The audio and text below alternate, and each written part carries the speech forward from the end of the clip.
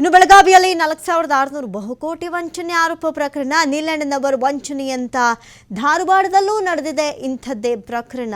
ಹರ್ಷ enterprises ಹೆಸರಿನಲ್ಲಿ ಬಹುಕೋಟಿ ವಂಚನೆ ಪ್ರಕರಣ ನಡೆದಿದೆ ಅಂತ ಗೊತ್ತಾಗ್ತಾ ಇದೆ.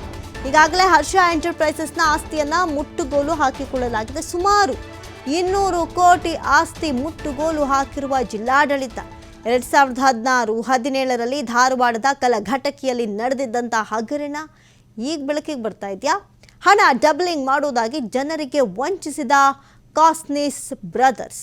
ನೋಡಿ, ಸಾವಿರಾರು ಜನರಿಂದ ಹಣ ಪಡೆದು ಪಂಗನಾಮ ಹಾಕಿದ ಕಂಪ್ನಿ.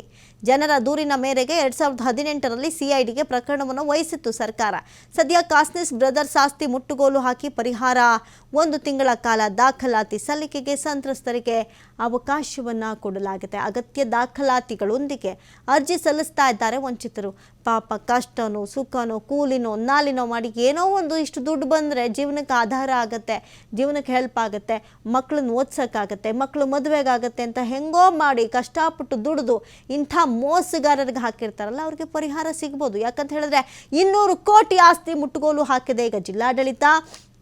ಈ ರೀತಿ ಮಾಡಿದ್ರೇ ಒಂದಷ್ಟು ಜನಕ್ಕೆ ನ್ಯಾಯ ಸಿಗುತ್ತೆ. ಮತ್ತು ಈ ದುಡ್ಡನ್ನು ಹಿಂಗಿಟ್ಕೊಂಡು ಕಲೆಕ್ಟ್ ಮಾಡಿ ಜನರಿಗೆ ಪಂಗನಾಮ ಹಾಕ್ಬೋದು, ಉಂಡೆನಾಮ ತೀಡ್ಬೋದು ಅಂದ್ಕೊಂಡವ್ರಿಗೆ ಬಿಸಿ ಮುಟ್ಟಿಸುವಂಥ ಕೆಲಸಗಳಾಗುತ್ತೆ.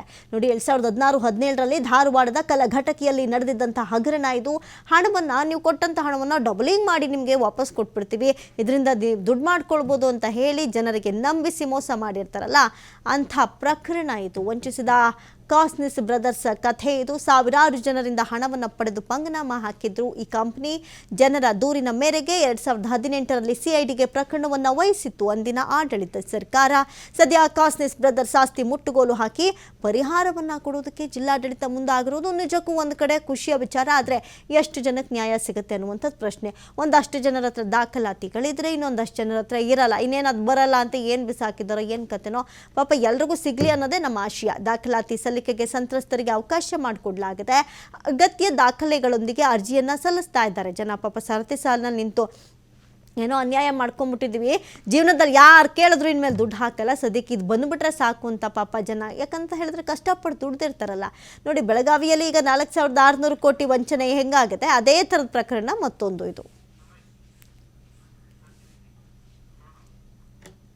ಈ ಬಗ್ಗೆ ಮತ್ತಷ್ಟು ಮಾಹಿತಿಯನ್ನು ಕೊಡ್ತಾರೆ ದೂರವಾಣಿ ಸಂಪರ್ಕದಲ್ಲಿ ಪ್ರತಿನಿಧಿ ಉಮೇಶ್. ಉಮೇಶ್, ಇಲ್ಲಿ ನಾವು ಪ್ರಮುಖವಾಗಿ ಗಮನಿಸೋದಾದ್ರೆ ಈ ರೀತಿಯಾದಂಥ ಈ ಮೋಸದ ವಂಚನೆಯ ಜಾಲ ಇದೆ ಮೊದಲೇನಲ್ಲ, ಇಂಥ ಹಲವು ಪ್ರಕರಣಗಳು, ಜಿಲ್ಲೆಗೊಂದೊಂದು ಪ್ರಕರಣಗಳು ಸಿಗುತ್ತೆ ಹುಡುಕಿದ್ರೆ. ಅಂಥ ಕತೆಗಳಿಗೆ ತಾರ್ಕಿಕ ಅಂತ್ಯ ಆಡುವಂಥದ್ದ ಇದು. ಯಾಕಂತ ಹೇಳಿದ್ರೆ ಮುಟ್ಟುಗೋಲು ಹಾಕಿ ಪಾಪ ಜನರಿಗೆ ಪರಿಹಾರ ಕೊಡ್ತಾರೆ ಅಂದರೆ ಜಿಲ್ಲಾಡಳಿತದ ಕಾರ್ಯವೈಖರಿ ಮೆಚ್ಚಬೇಕು. ಸದ್ಯಕ್ಕೆ ಏನಿದೆ ಕತೆ, ಪರಿಸ್ಥಿತಿ ಹೇಗಿದೆ ಅಲ್ಲಿ? ಎಸ್ ಅಮೃತ, ಈಗೇನು ಬೆಳಗಾವದಲ್ಲಿ ಶಿವಾನಂದ್ ನಿಲನ ವಂಚನೆ ಪ್ರಕರಣ ಆಗಿತ್ತಲ್ಲ, ಅದೇ ಮಾದರಿಯಲ್ಲಿ ಕೂಡ ಧಾರವಾಡ ಜಿಲ್ಲೆಯಲ್ಲಿ ಒಂದು ಬಹುಕೋಟಿ ವಂಚನೆ ಪ್ರಕರಣ ಬೆಳಕಿಗೆ ಬಂದಿದೆ. ಇದು ಕಲಘಟಗಿಯಲ್ಲಿ ಹರ್ಷ ಎಂಟರ್ಪ್ರೈಸ್ ಪ್ರೈವೇಟ್ ಲಿಮಿಟೆಡ್ ಹೆಸರಿನಲ್ಲಿ ಸಾವಿರಾರು ಜನರಿಗೆ ಹಣ ಡಬ್ಬಿಂಗ್ ಮಾಡಿ ಕೊಡ್ತೇನೆ ಅಂತೇಳಿ ವಂಚಿಸಿದ ಕಾಶೀಪುರದವರು ಆಸ್ತಿಯನ್ನು ಜಿಲ್ಲಾಡಳಿತ ಮುಟ್ಟುಗೋಲು ಹಾಕಿದೆ ಅಮೃತ. ಇದು ಧಾರವಾಡ ಜಿಲ್ಲೆಯ ಕಲಘಟಗಿಯ ಭಾಗದಲ್ಲಿ ಹರ್ಷ ಎಂಟರ್ಪ್ರೈಸ್ ಪ್ರೈವೇಟ್ ಲಿಮಿಟೆಡ್ ಹೆಸರಿನಲ್ಲಿ ಭಾರಿ ಹಣಕಾಸು ವ್ಯವಹಾರ ಕೂಡ ನಡೆದಿತ್ತು ಅಮೃತ. ಇದು 2018ರಲ್ಲಿ ಪ್ರಕಾರ ರಾಜ್ಯ ಸರ್ಕಾರ ಸಿಐಡಿಗೆ ವಹಿಸಿತು. ಸಿಐಡಿ ತನಿಖೆಯಲ್ಲಿ ನೂರಾರು ಜನರಿಗೆ ವಂಚನೆ ಮಾಡಿದ್ರು ಕೂಡ ಬೆಳಕಿಗೆ ಬಂದಿದೆ ಅಮೃತ. ಈಗ ಜಿಲ್ಲಾಡಳಿತ ಇದಕ್ಕೆ 200 ಕೋಟಿ ಮೌಲ್ಯದ ಸ್ಥಿರ ಚರಾಸ್ತಿಯನ್ನು ಮುಟ್ಟುಗೋಲು ಹಾಕಿದೆ.